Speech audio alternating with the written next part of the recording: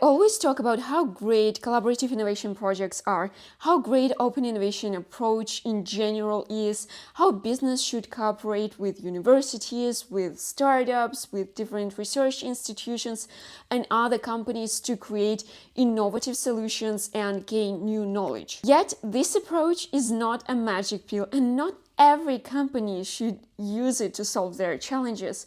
In some cases, it would actually do more harm than good. And in some cases, it is really better to focus on your internal R&D and innovation activities and not try to leverage external knowledge and technologies. So let's talk about it. Let's talk about cases when you shouldn't pursue collaborative research projects and when it's better to do everything on your own. Hello everyone and welcome to my channel. My name is Lisa and I've been working for years on organizing collaborative university competitions for world well-known companies to solve their extreme innovation challenges. And now I continue my journey with the goal to foster innovation by helping different parties of the innovation process collaborate and co-create. On this channel, I explore collaboration projects for innovation management, share my experience in managing these projects and processes, and uncover strategies for making collaboration efforts more effective. Now, before we get to all these points and all these situations when your company shouldn't pursue an open innovation approach, I want to mention that such projects, collaborative projects, when you involve other partners, are very challenging to conduct. I mean, they open a lot of perspectives and you get a chance to obtain a lot of knowledge, learn about new technologies, new solutions, new products and approaches that your company might use to innovate and then succeed in the market. But such projects are very complicated and they are difficult to manage. They might be very expensive and they might require a lot of companies' different resources, and there are many challenges that you face when conducting them.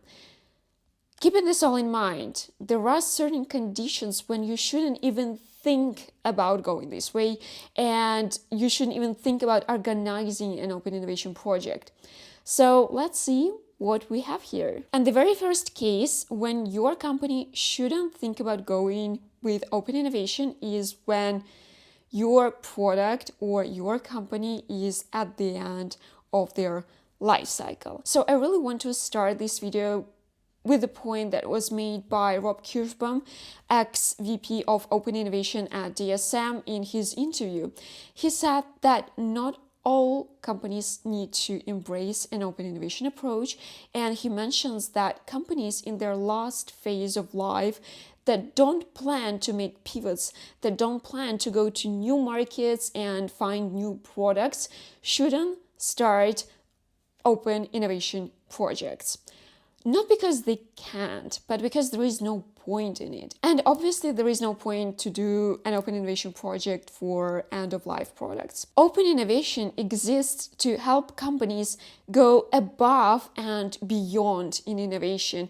It's about high risk and high reward. For products and companies at the end of their life, there is no need to look for something extraordinary.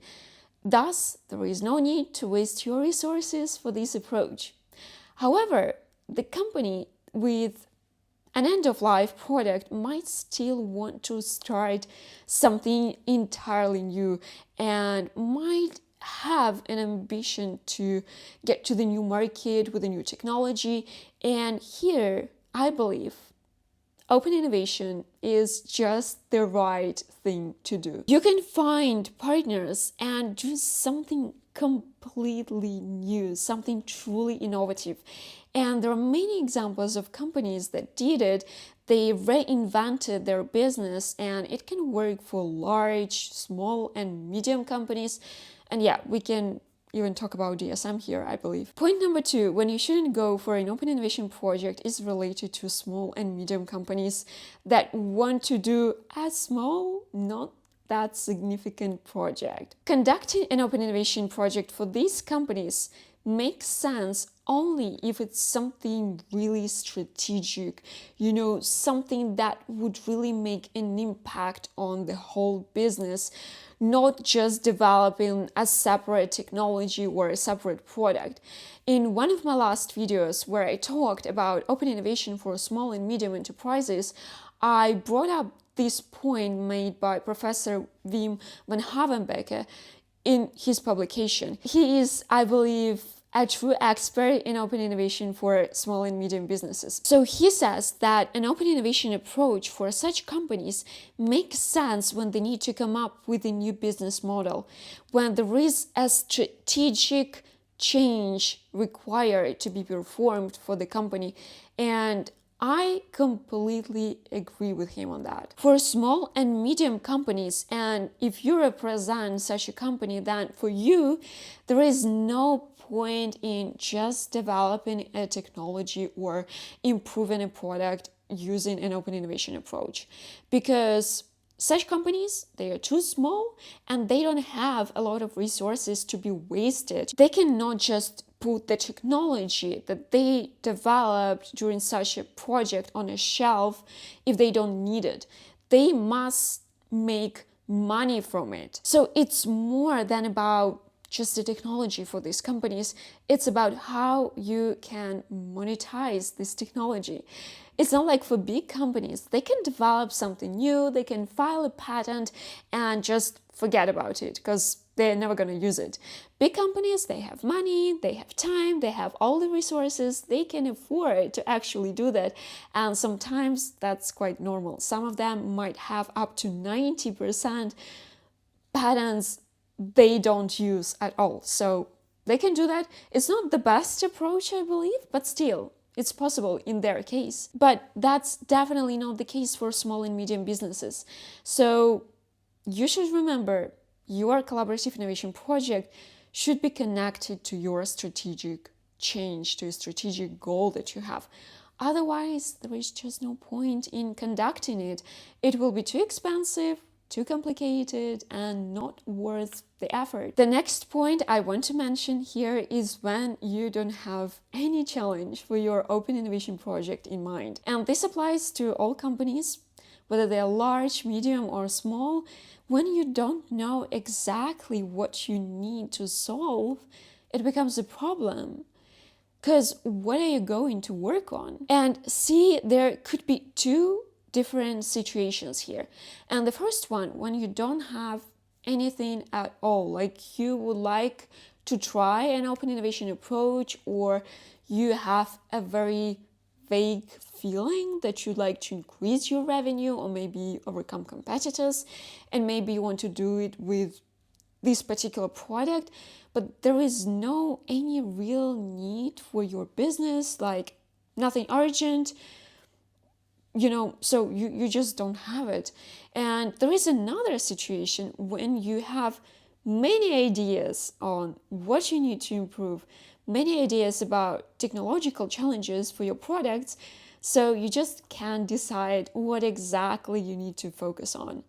And with the latter case, I believe it can work, and we can work with this case. When you have many challenges and just don't know which one to choose for a project, and if you're working with an intermediary, the intermediary should help you to identify the right challenge for you to begin with, the right challenge to address in the open innovation project.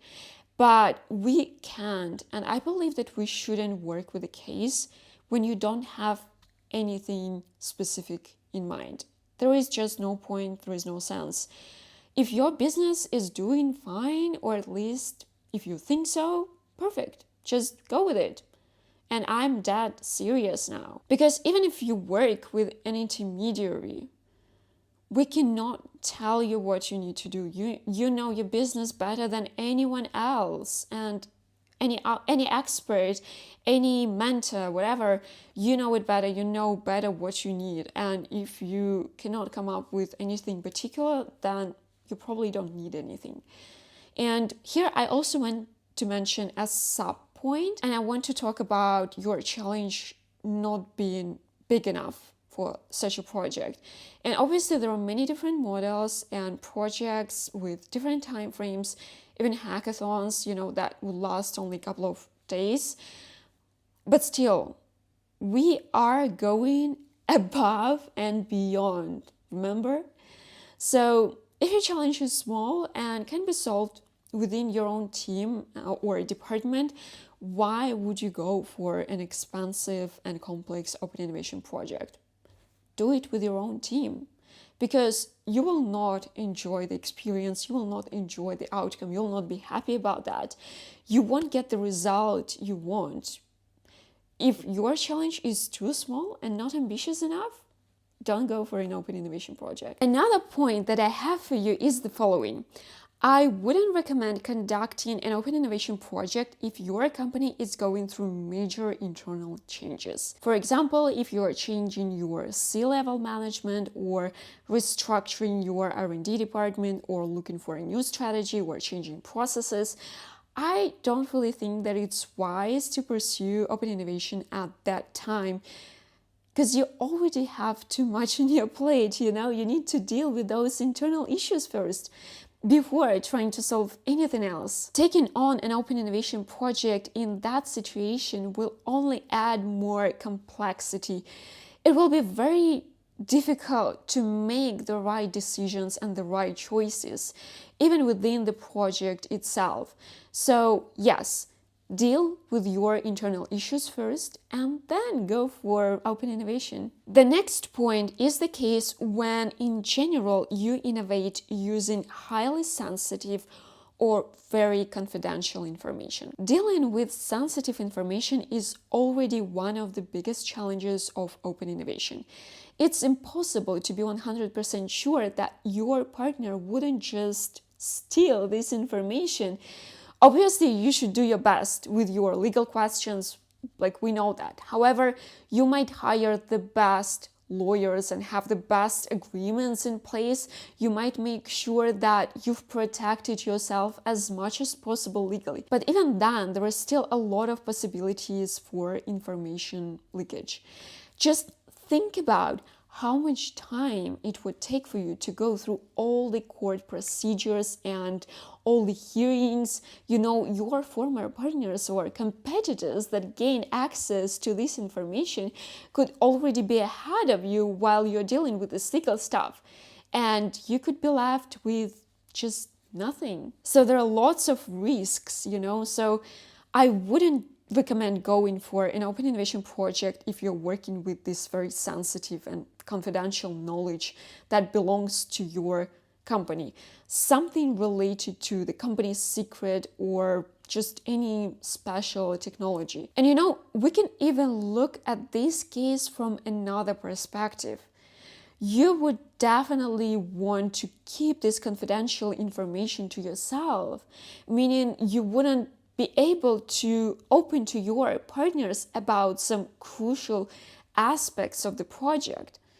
And it will influence the result not in a very good way. So you will probably not get the best possible outcome. The next point is, don't go for an open innovation project if you are not ready to accept new knowledge, new information, new unconventional solutions. And it's quite a difficult point to explain.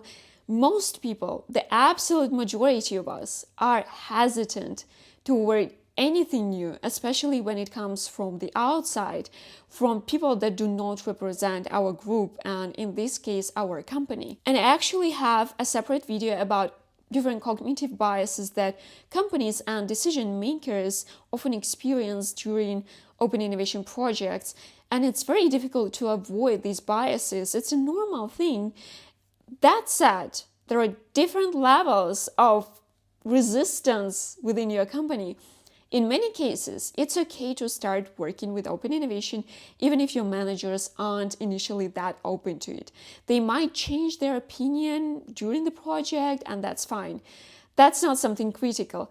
But there are extreme cases when nobody in the company is ready for it. You are the only one fighting for a chance to collaborate with another organization, with the university or a startup, to gain this knowledge. When the company's culture is so closed and rigid, there is a high chance the project will turn into a disaster. It would be so much better if you had at least one person among top management supporting you. If you see that the people in your company are not completely closed-minded, if there is a potential to influence them, if your C-level management is at least open and pushing toward more openness, then it might work out. But if it's not the case, especially if no one in your senior management backing you, it's just not worth it, okay? And you risk everything and you risk your career because, again, we are talking about projects of high risk here. Another point I'd like to make is about companies that have a very specific business model when success depends on proprietary technology and everything is developed in-house. If that's your business model, then obviously open innovation is not something you're going to do. And that's completely normal, because why would you? Okay, you don't need it. You already have a system that works for you. It's as simple as that. There is nothing more to explain, but I just still felt it was worth mentioning. Another important point is having the right processes in place that would allow accepting external innovation and utilizing it. If you don't know what to do with the new technology coming from outside, how to test it, how to modify it to fit your needs, or what to do with it when the project is over, then you might end up with a lot of great solutions and ideas, but you won't be able to use them. You won't be able to implement them. And when it comes to having a specific open innovation process, you might not have a formal process in place right now, but that shouldn't stop you from starting an open innovation project because you can always find this process, organize it, develop it. You can talk to people, work with a facilitator, or collaborate with an intermediary company that can guide you through the collaborative research process itself. So that part of the project is manageable. But the real issue, the big thing is if you don't know what to do with solutions when the project is over, once they come to you and you get them. What is the point of having great results if you don't know what to do with them? No point. And the last point that I wanted to mention in this video is about finances. So let's talk about money. I didn't really want to bring this up earlier, but obviously you need to have financial resources to conduct an open innovation project. It's as simple as that. You need to work with your collaboration partners. You need to pay them for their work. You also need to manage the project and it comes with its own costs. You might need to buy equipment, materials, or other resources for your partners to use. So yes, you need to be ready to spend some money. And of course, different types of projects will require different amounts. The bigger and more complex the challenge you are trying to solve, the more expensive the project will likely be. If you have no financial resources at all, it's going to be very difficult, almost impossible to do a collaborative innovation project. Another important financial aspect is return on investment and uncertainty around it. Sometimes you simply don't know whether the innovation project will bring enough revenue if you're going to succeed. And that's a very valid concern. Some innovation projects might just be too expensive to justify based on the type of product or challenge you're working on. You might realize from the very beginning that it just doesn't make financial sense for you to invest in development of this particular technology that much money. That's okay. In that case, you may decide to solve the problem internally, delay it, or maybe take some time to figure out a more feasible approach. But if you know that return on investment isn't there, or the risk of not getting what you need and just spending a lot of money for something that will not bring you enough profit. If the risk is extremely high, then it probably doesn't make sense to go forward, at least not yet. I know that I didn't mention quite a lot of things here. Some of you might think, wait, you didn't talk about intellectual property rights, or you didn't mention management issues, and that's true. But the reason I didn't include those is because I believe these kinds of challenges can be overcome. You can find the right partners to work with. You can hire a company that already has experience and solid processes in place. They can manage the process for you. They can handle the IP and guide you through the entire journey. You can bring in your own lawyers, change a few things and make it work. I have a video about overcoming open innovation challenges. You can take a look. Those challenges shouldn't stop you from conducting collaborative innovation projects, because they can be solved and they're just a part of the whole process. But in specific cases that I have described today, it's more than that. It's more than just an issue related to organizing the process. So in these cases, I genuinely believe there is no point in even starting. It would just be a waste of resources. You will not be happy. And I do believe in open innovation. That's why I'm so passionate about collaboration and co-creation. I truly think that this is a great way to come up with novel solutions and new technologies. And I also believe that through open innovation, we can bring breakthrough technologies from laboratories to the mass market, to real people. But again, this approach is not for every situation, it's not for every challenge, and it's not for every company. If you believe there are other cases where open innovation doesn't make sense, please share them in the comments below. Or if you have any questions about this video, about the topic we discussed here, or about collaborative projects in general, please feel free to reach out. I'd be happy to help. And yeah, finally, I wish you good luck with your innovation projects, whether they are open or closed. It doesn't really matter. Just good luck with them. And yeah, I hope to see you next time with the next video. Have a good one. Bye!